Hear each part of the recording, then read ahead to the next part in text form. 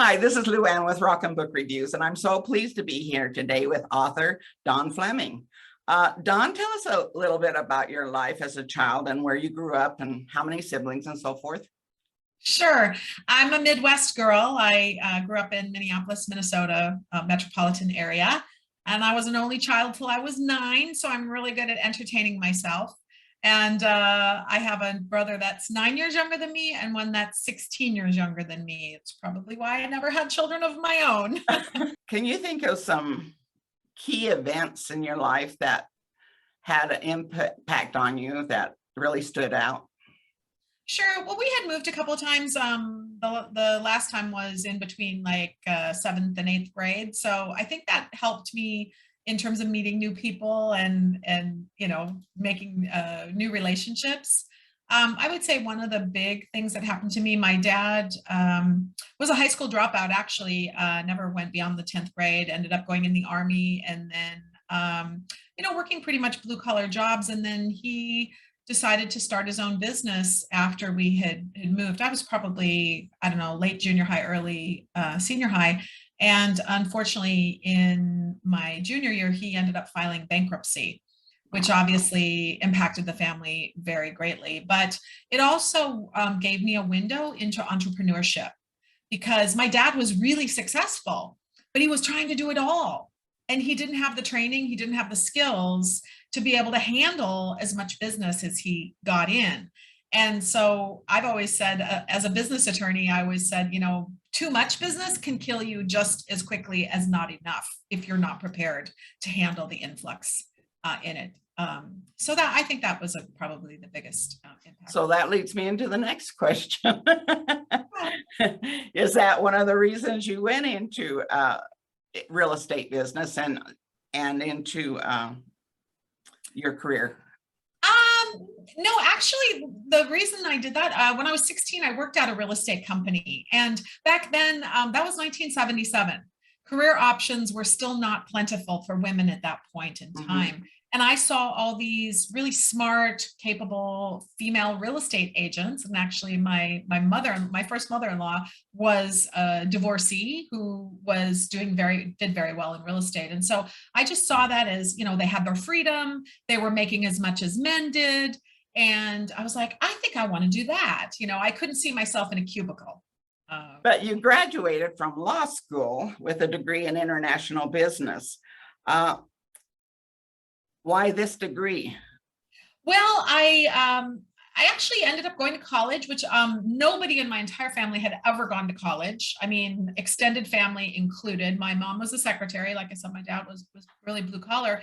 And it was actually my former mother-in-law who was in real estate. She had dropped out of college after like her second year. And so I met my first husband in junior high school. We were together in high school and college, and then he went on to medical school. And she was actually the one that said, Dawn, you need to go to college. I know you want to sell real estate, but I really wish I would have finished my college degree.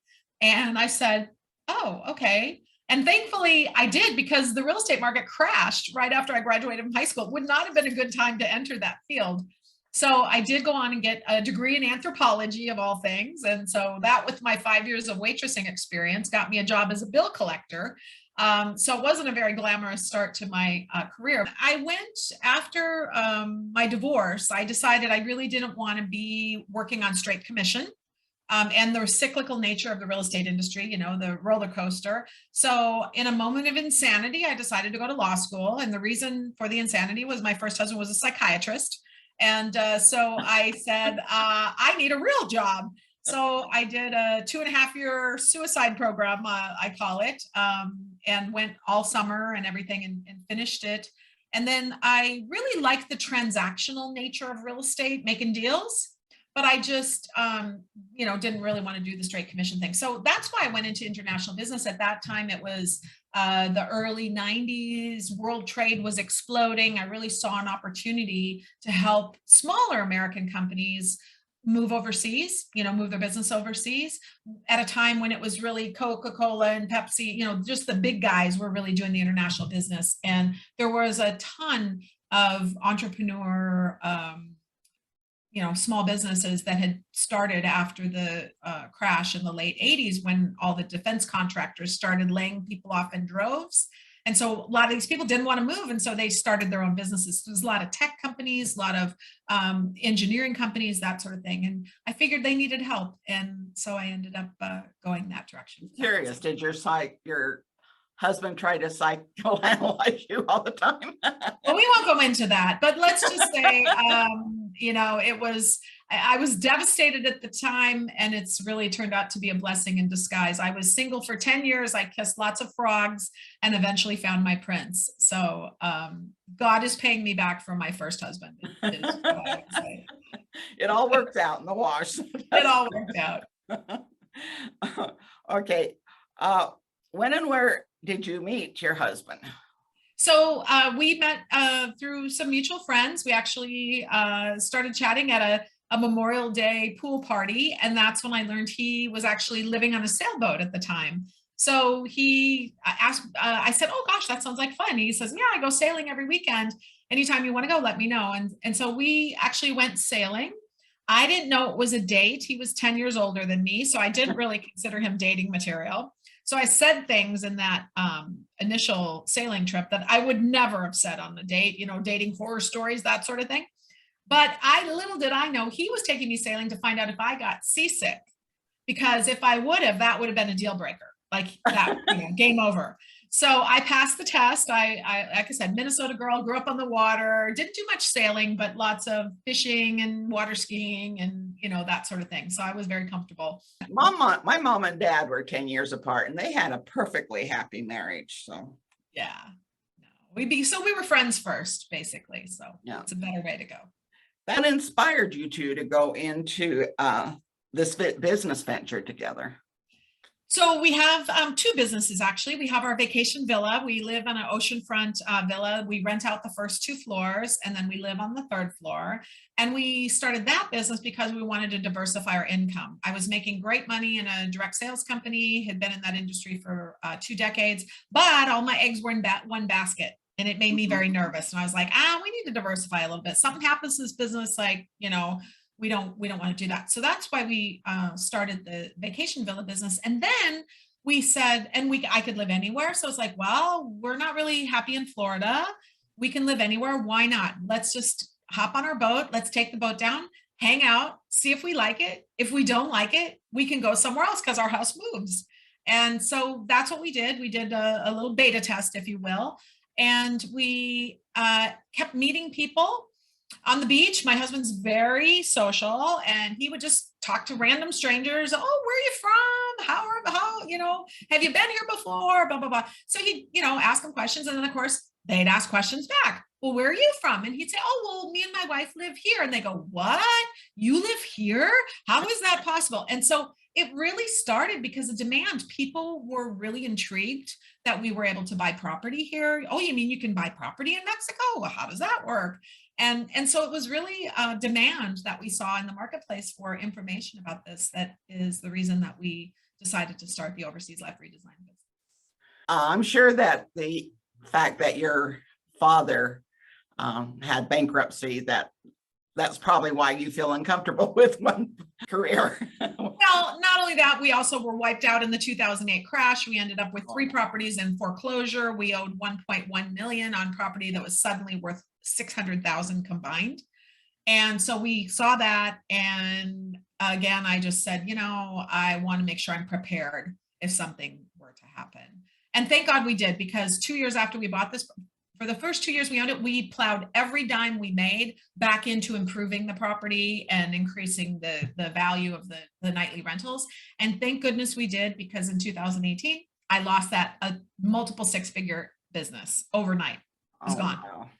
So my brother-in-law owns property on the beach in Florida, on Panama City. And when the hurricane came through and demolished everything, they couldn't rent out their apartments. I mean, it really hurt them because that was their livelihood. It's amazing how you can get so comfortable and yet it can be gone in a moment, for sure. Okay, tell us about your global coaching and consulting company? Yeah, so again, it was really launched due to demand. So I just started out offering free workshops, and then it was like, okay, here's the basics. This is how you kind of get started with this process, because that was one of the biggest questions I got is I don't even know where to start. So I was like, okay, well, I just need to help them get started, And so I just taught them that. And then I just put together like a little coaching program, said, if you want to go deeper with me, here's the program. And honestly, I didn't really have, I mean, I knew what our path was and I knew what worked for us. And I said, I think this will work for other people as well. So I just, people paid me on blind faith that I think, this girl's done it. So I think she can teach me how to do it. And so it really just, the success stories really went beyond my wildest dreams. There was one gentleman from Canada who came to my first workshop, wrote me this heartfelt email about all of these horrible things that had happened to him. I mean, after reading it, I was like, oh my gosh, is this real? Is this like, is he making this up? How could all this bad stuff happen to one person? But he explained how I had really given him hope. He said, I really was in the winter of my life, and now I feel like I'm in the spring and summer, and I have a plan, I can move forward. He showed up at my next free workshop, which was 2 months later, and ended up, he's living on the island now. He married one of my best friends who came down here about a year and a half before that. And actually I have this amazing, maybe I'll send you the link. You can put it in the show notes. I have this amazing love story video. It's about 6 minutes long about the two of them having her mom was in her late 90s, had dementia. She took care of her for 10 years. Her life was not hers. And then when her mom didn't recognize her anymore, she was able to leave and attempt to live her dream life. So these two found each other through my program. How often? And this is one of many stories of just amazing things that have happened with this program. So it's really love that. Include that on yes. blog. I will. Another couple came in. My very first client, she's the first one that put her credit card down. She was a pediatric oncology nurse living in Seattle. Her husband was a retired firefighter, and they had a 5-year plan. They said, in 5 years, we want to retire. So she started in my program in August. By June, they had their house on the market. She retired, and they came down here the month of October to try it out, do a beta test is what I teach. Try before you buy. Make sure, don't go, plunking down a big bunch of dough to buy something if you've never lived somewhere before. Like, you want to make sure. We rented in 6 years for Florida, 2 in the Panhandle and 4 Southwest Florida. We're really glad we did, because when we decided to make a move, you're unencumbered by real estate. You can just, make a shift. Yeah. So I'm thrilled with her progress and others. And it's just so inspiring for me to see these folks really take to this material that I'm teaching them and be able to implement. Well, that sounds wonderful. I can relate to that guy. The last few years, I used to tell my kids, don't waste your time with soap operas. Nobody goes through that many problems and, one after another like that. And I have eaten every word I have. Right? I said, if people would email me what I've had to email people, of what's been happening the last few years of my life, I wouldn't have believed them. I think, oh, they're just making that up. There's right? For sure. I get it. Never judge, never say, it won't happen. That's right. So, okay. You have written Claim Your Dream Life, How to Retire on a Shoestring Budget. Will you tell us a little about your book? Sure. So it's funny. My friend Diane, who I was just telling you about, she told me about this writing a book in a weekend workshop. And I'd always wanted to write a book. I just couldn't get my arms around what it was going to be about, right? And so I said, oh, I've got all these wonderful podcast stories, right? And I'm just going to put an anthology together. I'm going to just share these podcast stories, inspirational type book that, others have done it, you can do it too, sort of thing. Well, I started to do the homework that they gave us before the workshop. And I looked at it and I said, oh my gosh, they want you to teach something. You had to teach, that it wasn't just write a book. It was how you write a book that sells. And I thought, well, if I'm going to write a book, I just as soon it sells, right. So I'll follow their formula. I like systems. So I started looking at it. And that's when I said, oh my gosh, this is my workshop. This is what I teach in my workshop. So it was actually a really easy book to write because I just took all of this wonderful content that I had for my, I say 5-day free workshop, but then I had bonus trainings after that. So I really had enough material, right, for all these different chapters of the book. And it just came together beautifully, Leanne. I'm telling you, it was such an easy process. And one of the exciting things was when I was in the workshop, they said, now, if you write, that's fine. But what's better is if you can speak and have it transcribed, because we speak differently than we write, and especially being an attorney, right? And so I said, oh my gosh, I have these videos and audios. I can do transcriptions of all of these sessions that I've done. And then, of course, you have to have lots of stories in there, right? Facts tell, stories sell. So they said you need to have all these examples. Well, I had them all in my podcast. So I had done transcripts of all my podcasts. So really the exercise for the weekend was really just organizing it. It wasn't even really writing. It was just organizing the content that I already had. So it was really a very pleasurable experience. And then Morgan James, my publisher, they specialize in entrepreneurial publishing, writing self-help, people who publish self-help books. And they're just so supportive. They really get that it's not just a book, like there's a whole ecosphere that goes along with that, with someone that's really trying to make. And it's so important that people realize that a good publisher and a good publicist makes all the difference in the world. For sure. Yeah. It's been a really good experience because I have an extensive background in sales and marketing, but I didn't know anything about how to market a book. I didn't know how to write a book. I didn't know how to publish a book. I didn't know, it was just something completely new to me. And so I just turned 60 last October. So now that I'm into this stage of life, I'm like, if someone else has figured out how to do this already, like, why wouldn't I just listen to them? Why would you beat your head against the wall to try to figure it out yourself? So that's kind of how I approached it, is I'm going to find people who are way more experienced than me and let them help me. And most people don't realize how time consuming being a publisher and publicist is. Yeah, because my friend Diane, she had self-published like 4 books. So it's like child's play for her now to do that. But I'm sure her first book, there was a steep learning curve on how to do all of that stuff. So I just didn't want to go through that. I said, I want to do this by myself. I want to be supported in this effort. I think you're very wise. Okay, and we have one of your wonderful books for a lucky US Canada winner. Wonderful. So that will be fantastic. And I am anxious. I haven't had an opportunity yet to read it, and I'm anxious to read it. So I will be reading it very soon. So. Excellent. Yeah, I've been just overwhelmed with the feedback that I've gotten from people. They really have appreciated that roadmap that I talk about on, okay, I have this dream. Now, how do I get from where I am today to making that a reality? And so I'm just honored to be able to share that wisdom. We're honored to have you here today. And is there any final comments before we close? No, I just say if you like podcasts, I just published my 71st episode. So there's lots of content there. And I just started in January doing a little bit more teaching and training.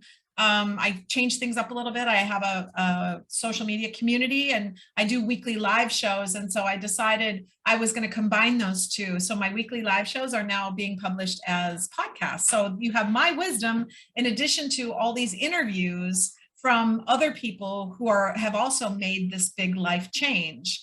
So there's probably, I don't know, maybe 60 episodes of straight interviews, just people and all the different ways that you can do something like this, all different stages of life. And then, like I said, starting in January of this year, I started doing weekly podcasts, some interviews, but a lot of it is kind of my tips along the way and different things. So I'll get you the link to the podcast so you can post and that. We'll be sure to post the link. Thank you so much. And we hope that all of you out there will search the universe through books. Goodbye.